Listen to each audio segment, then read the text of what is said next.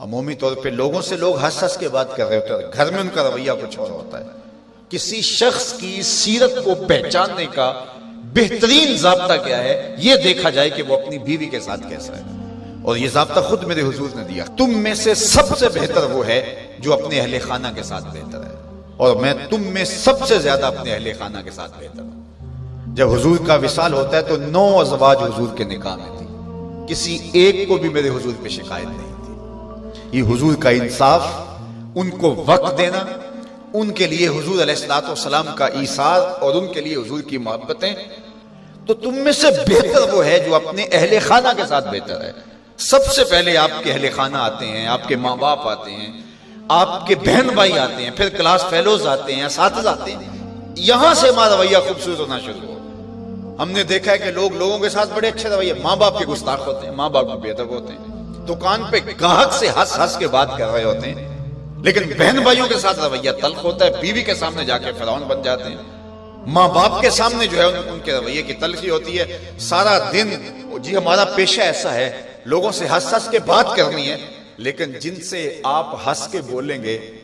ماں کے کلیجے میں ٹھنڈ پڑ جائے گی اور باپ نہال ہو جائے گا، اس کے سارے دن کی تھکن اتر جائے گی۔ اس سے ہنس کے نہیں بولتے ہم سارا دن کے تھکے ہوئے آئے ہیں،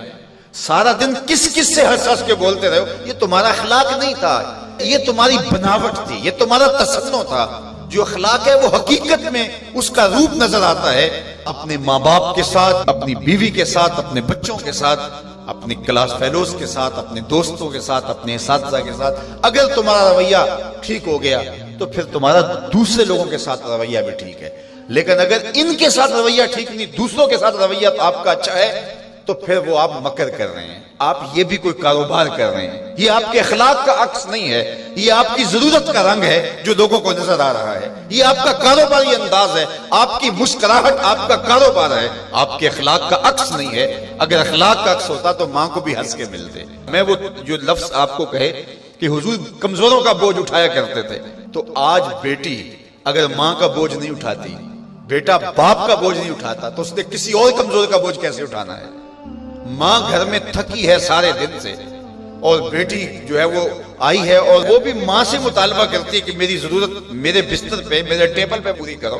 اور تھکی ماندی سارے دن کی ماں کی وہ مدد کرنے کے لیے تیار نہیں ہے، تو جو سکی ماں کی مدد نہیں کرے گی اور جو بیٹا سکے باپ کی مدد نہیں کرے گا تو وہ کسی کی مدد نہیں کر سکتا۔ آغاز یہاں سے ہوتا ہے، یہاں سیرت کا حقیقی رنگ نکلتا ہے، جس سے ہماری طبیعتوں کے اندر وہ چیز عملاً راسخ ہوتی ہے۔